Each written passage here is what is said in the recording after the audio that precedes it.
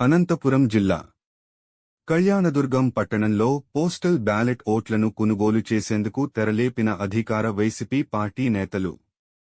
పట్టణంలోని RDO office వద్దనే స్వయంగా ఒక కానిస్టేబుల్ ఓటర్ లిస్ట్ రెడీగా పెట్టుకుని పోస్టల్ బ్యాలెట్ వేసే ఉద్యోగులతో మాట్లాడుతూ డబ్బులు ఇచ్చేందుకు ప్రయత్నం చేస్తుండగా టీడీపీ నేతలు స్వయంగా వెళ్లి అడ్డుకున్నారు.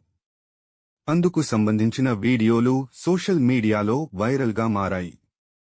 పోస్టల్ బ్యాలెట్ ఓట్లను వైసీపీ నాయకులు ప్రభావితం చేస్తున్నారని సమాచారం తెలుసుకున్న టీడీపీ కూటమి అభ్యర్థి అమిలినేని సురేంద్రబాబు తనయుడు యశ్వంత్ ఘటన స్థలానికి చేరుకోవడంతో అతనిపై వైసీపీ మూకలు రాళ్ల దాడికి దిగారు.